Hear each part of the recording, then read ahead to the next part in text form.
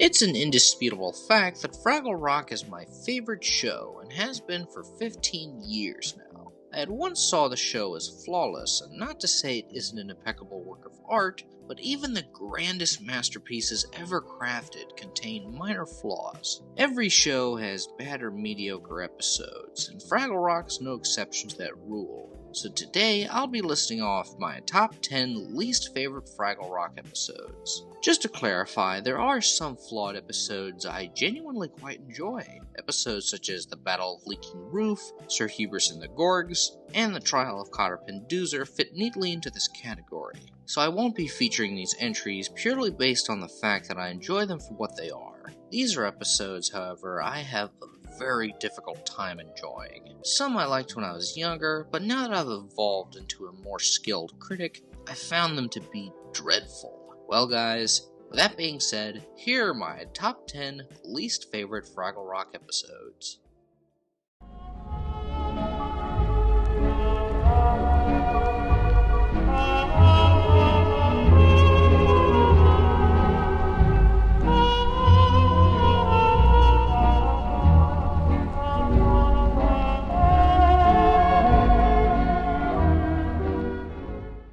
Number 10. Red's Blue Dragon. The reason this episode's so high on the list is mainly because while this entry is really messy in its execution, it's probably one of the 3 on this list I could stand to watch if I have absolutely nothing to do. This episode has many of the same issues as Red's Sea Monster, but to a much lesser extent. The Fraggles disbelieve in something that shouldn't be unbelievable to them, Gobo acts like a prickard, Red is treated unfairly, you get the gist. This is practically a toned-down version of Red's Sea Monster. My main issue with this episode, besides the things I've mentioned, is just how meandering and messy the plot execution is. What pains me is that this entry had the potential for some comedy gold with the dragon running amok at Fraggle Rock, frightening the Fraggles. It also could have provided the lesson that going into something perilous without the proper experience can be quite disastrous. There's nuggets of that lesson here, but it's buried underneath a heap of nebulous mediocrity. Instead of a good moral and a refined execution, this episode lends itself to a bunch of running around and filler. It all seemed kinda pointless. A tragic waste of brimming potential. Number 9. Gunge the Great and Glorious. I rewatched this episode recently, and it's somehow even more flawed than I remembered. This is your basic rise and fall episode that every show seems to have done before. The lesson's substantial, but the problem is that the execution isn't. The structure of this episode is so boringly predictable and repetitive. It doesn't do anything new and try and distinguish itself. In an act of pure plot contrivance, Gunge happens to resemble the Doozer's former historic king. They bestow him power, and Gunge begins to learn that being a king isn't all it's cracked up to be. Philo is justifiably upset, but then goes to do the exact same thing Gunge did, and becomes the Doozer's next king, resulting in joyless misery. The silver lining to this entry lies within its music. I'm Gonna Be a Star is a catchy, glamorous song, and Anything at All is a deeply heartwarming and beautiful song that should have been in a far greater episode, probably following Gunge's second worst entry. Number 8. Mirror Mirror. Mirror Mirror is proof of why some characters aren't worth an entire episode centered around them. Ma Gorg is a great character in short bursts, but an entire episode based around her is a terrible idea. She's insufferably whiny and reminds me of Kyle Bravlowski's mom. As much as Ma made me angry in this episode, I do somewhat understand why she's so torn up here. Pa leaving her on her birthday to catch fish was a bastard move, and if I were his wife, I'd hit him with a broom. Mavis is another character I really dislike. She comes off as so smug and unpleasant. I'm glad she was only in this one episode. Absolutely no hate to Sharon Shamas, who voiced her, I just thought the character was annoying. The songs in this episode aren't particularly special either. Cotterpin was pretty funny in this episode, but besides getting Doozer Glue to save Mavis, she doesn't really contribute too much to the plot. She's pretty much an afterthought to the main story. This entry felt like a rushed, stereotypical birthday episode that the writers felt obligated to make, even though Marooned was a far better birthday episode. The lesson's a bit confused, the plot's lacking, and the characterization is middling. Definitely Season 4's lowest point. Number 7. Don't Cry Over Spilled Milk. The first 12 episodes of Fraggle Rock are what I like to call the primitive era. Sometimes you happen upon impeccable entries such as the preachification of Convincing John, and sometimes you happen upon tedium-ridden entries such as Don't Cry Over Spilled Milk. Much like Red's Blue Dragon, the potential for this episode is completely squandered. Gobbo's trapped in the workshop, so naturally he's afraid, and this would have made for an intriguing episode had it revolved around Gobbo exploring a little ways beyond the workshop and found trouble, along with his friends being more useful as they try and solve the problem. But unfortunately, it leads itself to the characters acting like complete morons. Barely any of our main cast is helpful. They spend most of the time either dithering around or moping. The characterization is understandably a little muddled in these early episodes, but here it's really egregious, especially on the Trash Heap's part. When the Fraggles ask her for advice, she just tells them not to cry over spilled milk, literally after she just finished crying over spilled milk. The songs in this episode are fine, but again, nothing special. The only thing I liked about this episode is the Doc subplot. Doc is delightfully senile in this episode, creating an instrument made solely out of kazoos. Why the hell is something this goofy and nonsensical in such a dull episode? Number 6. The Incredible Shrink Moi. This is an episode I watched with my boyfriend recently, and he actually opened my eyes to a lot of the problems in this entry. Of course I was aware of some of them beforehand, but I'd be remiss if I didn't mention his contribution. Thanks, babe.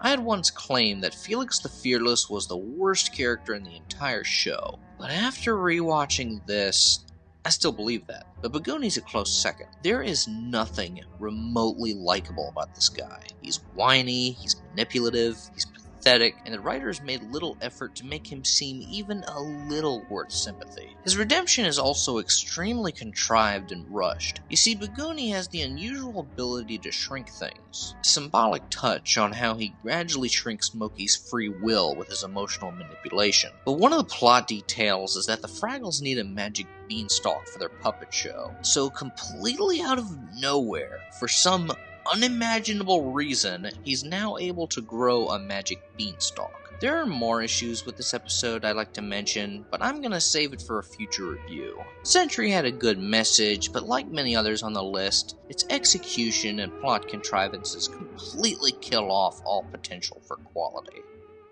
Number 5. Catch the Tail by the Tiger. My opinion on this entry has changed so drastically over the years. In an outdated Worse Than Hell Itself review, I deemed it one of my favorites from Season 1. My main grievance with this episode is just how imposed the drama feels. You know Gobbo is not going to leave for outer space, but the episode presents his leaving as dead serious, as if they actually tried to send off the unofficial main character of the show. The atmosphere of this episode heavily reminded me of Gunsmoke's worst episode, The Preacher. Everything felt so dreary and blasé. If any Fraggle Rock episode has no justification to exist, it's definitely this one. I'm still struggling to uncover what exactly the point of this episode was. Perhaps it was a commentary on social pressure? I don't know. Whatever the case, this episode's full of flaws. I'm only covering the bare essentials here. Jerry Nelson, while a gifted voice actor, sounds like he's phoning it in here, making Gobbo sound like a John Wayne impersonator.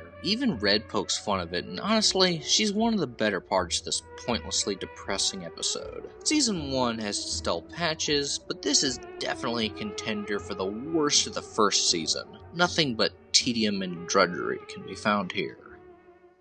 Number 4. The Trash Heap Doesn't Live Here Anymore. This is an episode I don't downright despise, but it's the very definition of no great shakes. This is probably the most nothing burger episode of Fraggle Rock around. It's an entry that stands firmly in the libertarian gray, which means it's not boring enough to be insipid, but it's not fun enough to yield any interest. It just exists. If it sounds like I'm already out of things to say, it's probably because this episode is actually that devoid of intrigue. For one thing, there's a pivotal plot contrivance involving Junior sleepwalking. Why is this a plot contrivance, you may ask? Well, it's mainly because this element was introduced in this one episode and never utilized again. So clearly this was something solely designed to move the plot forward. The dock subplot is somehow even duller than the main plot itself. At least in the main plot we get some occasionally comical interactions between Wembley and Boober, but the dock subplot is basically nothing but a science lesson in the nature of change. Definitely what I'd call the libertarian episode of Fraggle Rock. Hence, no one cares about libertarians.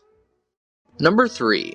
Red's Club. I covered this abomination of character writing in a recent Streets guide, so if I miss anything, refer to that review. I had a decent amount of nostalgia for this episode in my formative years, but like I mentioned in the review, this is an episode I simply can't enjoy whatsoever as an adult. Red's writing in this entry is horrible, hideous, and horrendous. Like every well-written character, our main 5 all have their own individual flaws. Moki's a bit ditzy, Wembley's overly submissive, Gobo's an egocentric tin horn, Boober's a dour pessimist, and Red's a bratty show-off. However, in this episode, her negative character traits are completely flanderized and she's utterly insufferable. I hated her treatment of Gobo and the others, but what really got me is how manipulative and poorly she treated Cotterpin. What's even worse is that she never even apologizes for dragging her around the rock, putting her in perilous situations, and saving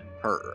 All that bullshit because she wanted to better Gobo for some stupid club. She even helps Pa Gorg of all Gorgs to try and one-up Gobo, which nearly gets them all murdered via blunderbuss. Undeniably, Red's worst episode.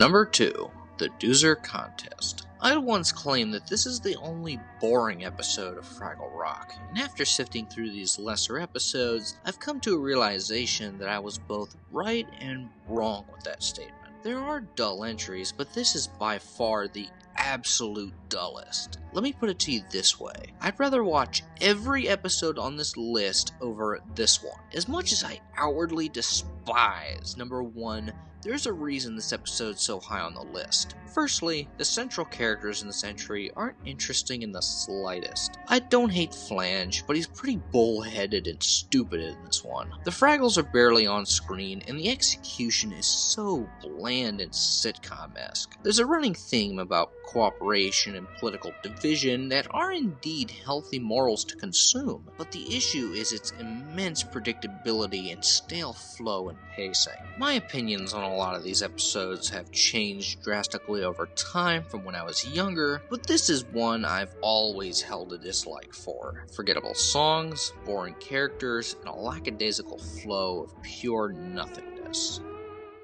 Number 1. Red's Sea Monster. You all saw this coming. I hate this episode. A strong word I know, but it's horrid.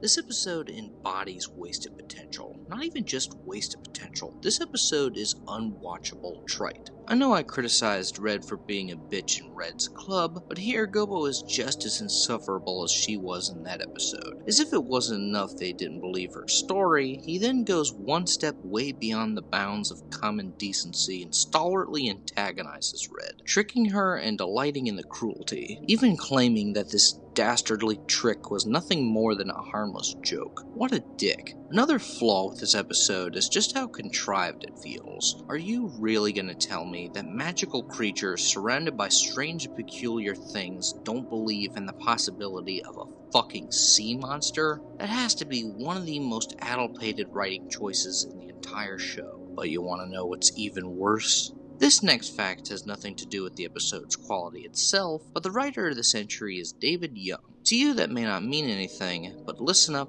and listen tight. This is the man that wrote Marooned, The Perfect Blue Rolly, and The River of Life. You heard me right. The same guy who wrote the travesty that is Red's Sea Monster wrote Marooned, The Perfect Blue Rolly, and The River of Life. Just to clarify, I'm not Mr. Enter. I hold no personal grudge against Mr. Young, but I would love to ask him why and how he wrote an episode this horrible when his writing resume for Fraggle Rock is nearly spotless. In fact, the only other episode that's near the same level of Red's Sea Monster that he's written is Catch the Tail by the Tiger. But other than that, he's written either masterpieces or perfectly fine episodes. Red's Sea Monster, however, is an aberration of television. and a justice to mankind, and a blemish on the relatively unscathed masterpiece that is Fraggle Rock. I'm well aware that it's the standard cliched reviewer thing to say that making this video drained me, but honestly, it felt quite good to vent a little about the Fraggle Rock episodes I disliked. It's important to acknowledge that no matter how much you love a show, it's always going to have its flaws and mediocre entries, but that doesn't mean the show's any less valuable to you. Fraggle Rock is my life, and when I'm a white-haired, chubby 50-year-old man, I'll still be laughing, crying, and emotionally captivated by the amenities of Fraggle Rock. I hope you all thoroughly enjoyed this video. I put a great amount of effort into it. Well guys, that was the video, and I will see you all next time.